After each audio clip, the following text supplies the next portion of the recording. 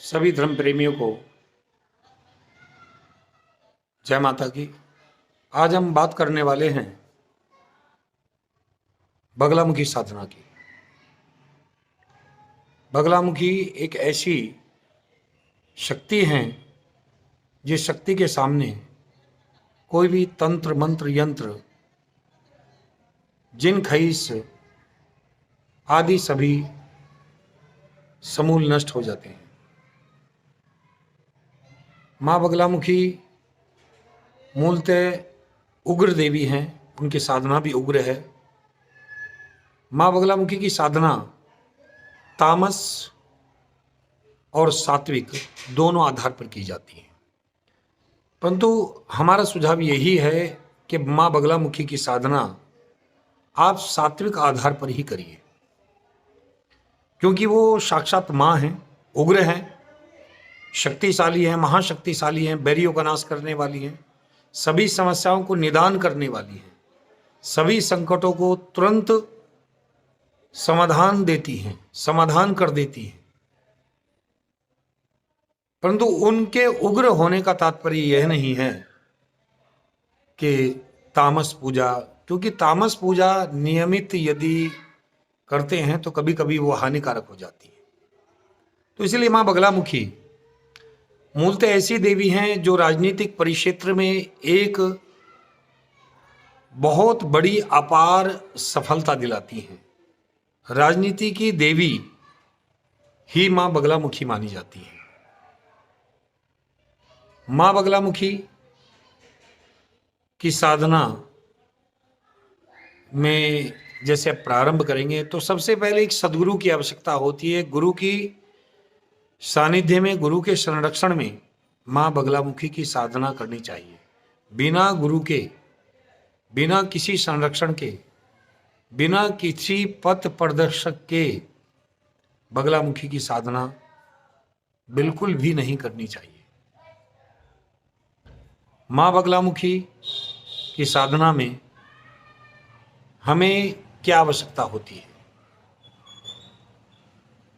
पहले तो सभी चीजें जितने भी पूजा में हम प्रयोग करेंगे वो सभी चीजें पीली होनी चाहिए, शुद्ध स्वच्छ स्नान आदि करके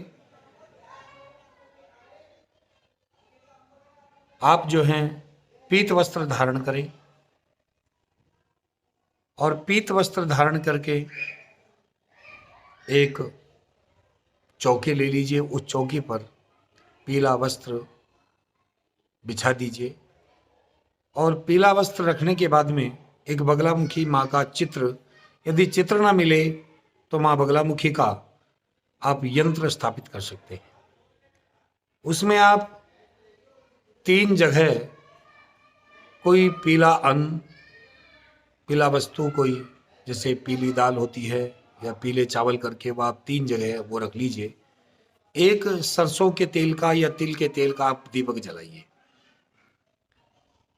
और उसके बाद में जब जप आप करें तो जप करने के लिए भी हल्दी की माला यूज होनी है, हल्दी की माला का प्रयोग होना है। आसन भी आपका पीला ही होना चाहिए, और हो सके तो जिस कमरे में, वैसे तो माँ की साधना, माँ बगलामुखी की साधना या तो कोई नदी के तट पर या कहीं मंदिर में जहाँ किसी का ज़्यादा आना जाना ना हो, या ऐसा कोई कमरा आप चुनें जिस कमरे में किसी का आना जाना बिल्कुल ना हो, और इस तरह से एक बाजोट लेकर उस पर पीला वस्त्र बिछाइए, माता का यंत्र या माता की प्रतिमा स्थापित करें, और तिल के तेल का या सरसों के तेल का दीपक जलाइए, और हल्दी की माला लेकर उससे आपको नियमित जाप करना है। कुछ खास नियम हैं, जिन खास नियमों में एक सबसे बड़ा नियम ब्रह्मचर्य का पालन करना है। सबसे बड़ा नियम है ब्रह्मचर्य का पालन करना, और साधना के समय जब भी साधना काल रहे, साधना काल में आप कहीं भी किसी बिस्तर पर शयन ना करें, नीचे बिस्तर बिछाकर, हो सके तो जहाँ साधना आप करते हैं वहीं पर आप नीचे अपना बिस्तर लगा लीजिए थोड़ा पास में, और वहीं पर शयन करिए। बगलामुखी के मंत्र जो हैं वो दो आधार के हैं। एक तो बगलामुखी मंत्र जो साधारण है, सभी लोग जपते हैं। एक संजीवनी बगलामुखी मंत्र है। एक संजीवनी बगलामुखी मंत्र है। तो मंत्र जाप करने से पहले पहले ये धारण कर लें कि हमें अपने नियम में ब्रह्मचर्य का पालन करना है, नीचे शयन करना है, ज़्यादा कोई भी हमें उल्टा सीधा तामस खान पान नहीं करना, शुद्ध और सात्विक आहार करना है। शुद्ध और सात्विक आहार के साथ साथ हमें अपनी दृष्टि को शुद्ध रखना है, सभी को माँ और बहन के रूप में देखना है, क्योंकि स्वयं माँ भगवती ही सभी स्त्रियों में, सभी कन्याओं में वास करती है। हमारी दृष्टि बिल्कुल नहीं बिगड़नी चाहिए। तो जब हम साधना करें तो साधना काल में ब्रह्मचर्य का पालन रहे, शुद्ध आहार रहे, शुद्ध व्यवहार रहे, क्योंकि माँ बगलामुखी इतनी उग्र हैं, यदि कोई भी त्रुटि, कोई भी गलती, कोई भी मिस्टेक होती है तो निश्चित रूप से दंड मिले ही मिलेगा। तो इसलिए गुरु के संरक्षण में, गुरु के सानिध्य में, किसी निस्वार्थ पथ प्रदर्शक के सानिध्य में ही मां बगलामुखी की साधना करें। ऐसा नहीं है कि मां तो मां होती है, चाहे बगलामुखी हैं, चाहे मां काली हैं, चाहे मां दुर्गा हैं, चाहे मां वैष्णव हैं, ये सब मां हैं।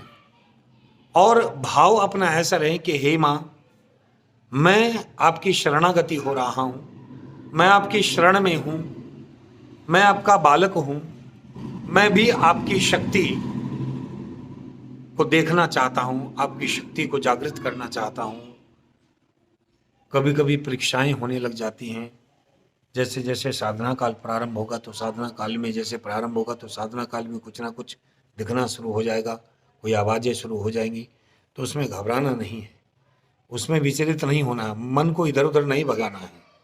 केवल एक ही भाव रखना है कि माँ, मैं आपकी शक्ति को जागृत केवल और केवल जन कल्याण के लिए करना चाहता हूँ।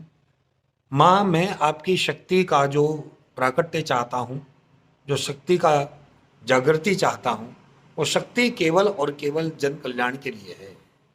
और हे माँ भगवती, आप माँ हैं, जगत की माता हैं, मेरी भी माँ है, मेरा आपके अतिरिक्त कोई नहीं है।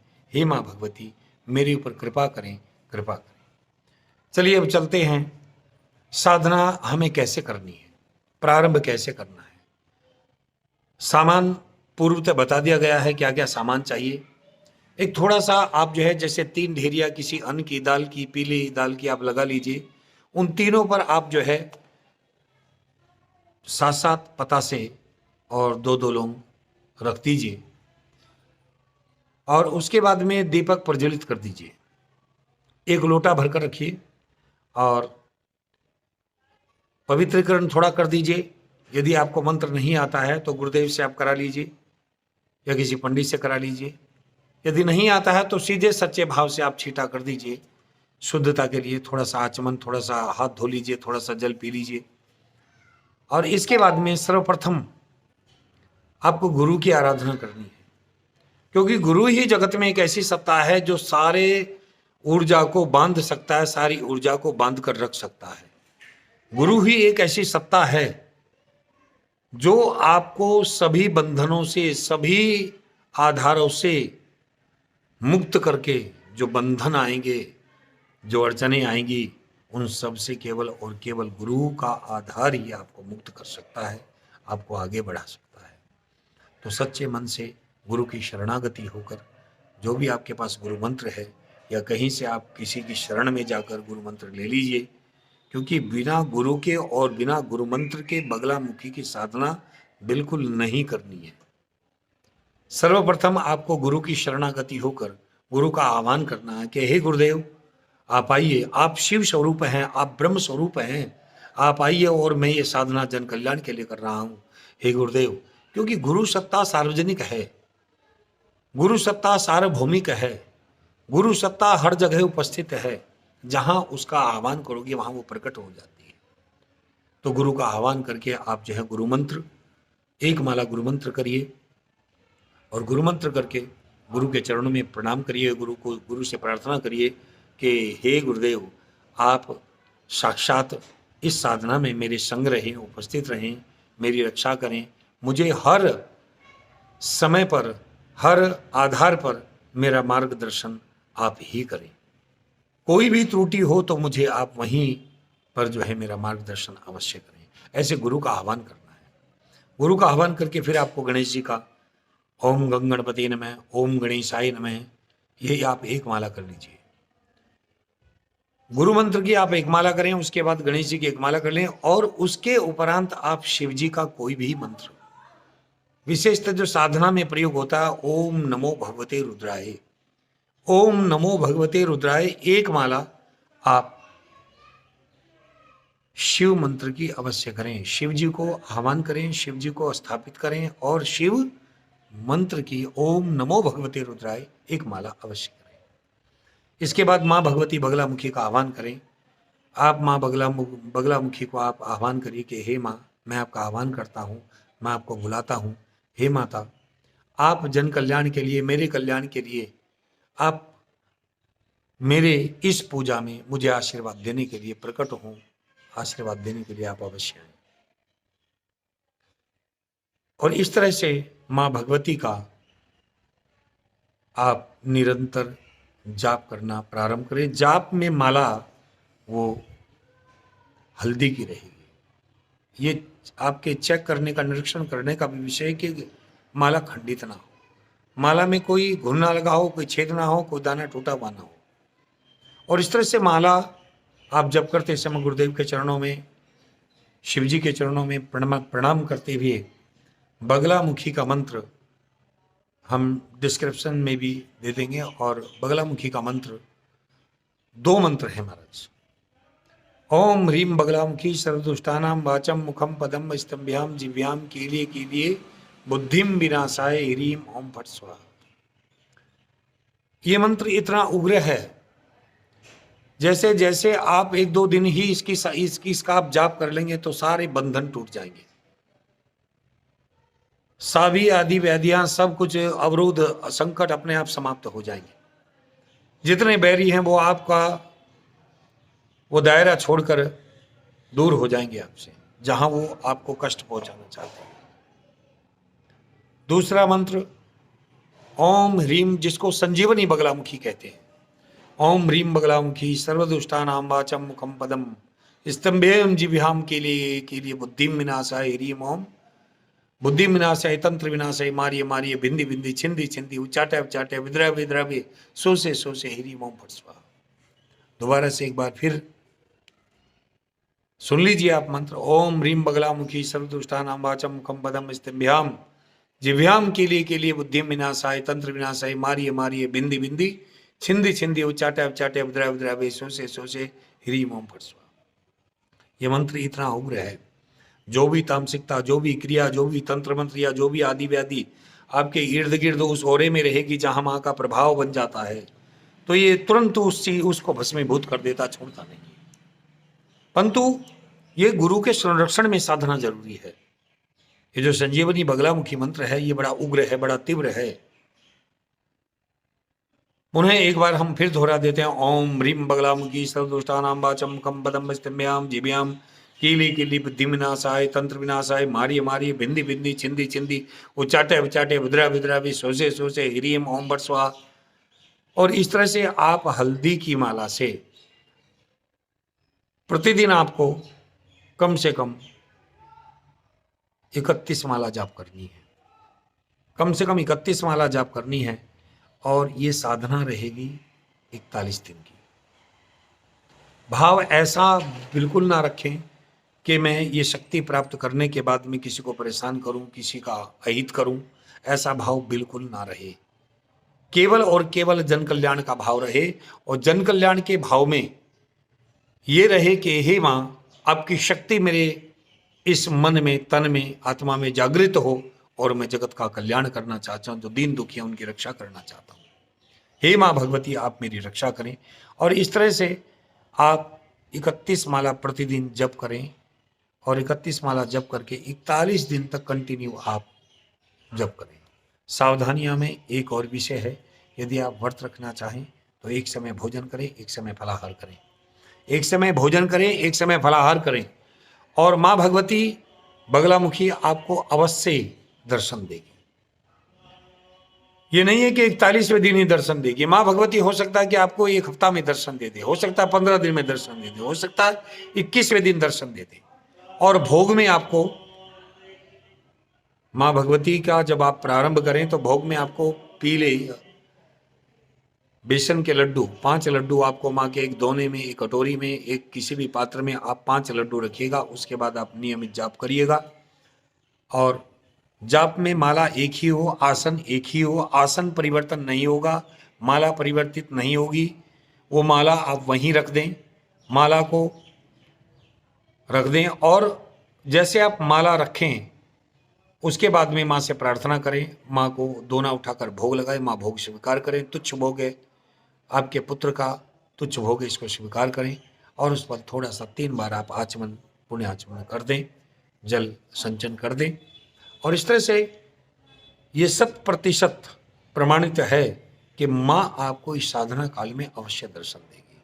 परंतु नियमित, पुनः हम नियम दोहरा रहे हैं। एक तो अखंड ब्रह्मचर्य का पालन रहे, नीचे शयन रहे, कोई किसी तरह का उल्टा सीधा खान पान ना रहे। हो सके तो आप दोनों समय भोजन कर सकते हैं, परंतु सात्विक भोजन हो, और यदि संभव हो तो एक समय भोजन करिए, एक समय फलाहार करिए। और सभी माँ बहनों को आप जो है निश्चित रूप से आप माँ बहन भगवती के रूप में मानिए। और नियमित यदि आप 21 दिन, यदि आप 31 माला प्रतिदिन करते हैं 41 दिन तक, तो भगवती माँ आपको अनन्य कृपा करेगी, आपको दर्शन देगी। और हाँ, भगवती माँ जब प्रकट होगी तो भगवती कहेगी कि आप किस लिए साधना कर रहे हैं, कि माँ आपकी कृपा प्राप्त करने के लिए, जन कल्याण के लिए साधना कर रहा हूं, मांगो क्या मांगते हो। भगवती जब ये कहे तो आप 3 वचन मांग लेना है। और 3 वचन में क्या मांगना है, कोई भी उल्टा सीधा प्रलाप नहीं करना है। भगवती आपके मन को पहले से जानती है, आपके मन में क्या है, तो बिल्कुल भी उल्टा सीधा कुछ नहीं कहना है। केवल और केवल ये कहना है कि हे मां, बस आपकी शक्ति मेरे साथ हमेशा रहे, आपकी शक्ति मेरे साथ हमेशा रहे। और जब भी मैं बुलाऊं, दूसरे वचन में जब भी मैं बुलाऊं मां, आपको आना पड़ेगा। तीसरे वचन में कि जो भी मैं कहूं, जो भी मैं कहूं जन कल्याण के आधार पर, वो आपको करना पड़ेगा। इस तरह से आप 3 वचन ले लीजिए। माँ भगवती तथास्तु कहेगी, आपको प्यार दुलार करेगी, और आपकी कीर्ति, आपका वैभव, आपका यश इतना फैल जाएगा माँ भगवती की कृपा से कि आप सोचोगे नहीं। तो यहीं पर इस साधना के विषय को विश्राम देते हैं। जय माँ बगलामुखी, जय माँ पीताम्बरा। आप सभी के ऊपर माँ बगलामुखी कृपा करती रहे, और सभी के ऊपर माँ बगलामुखी कृपा बनी रहे।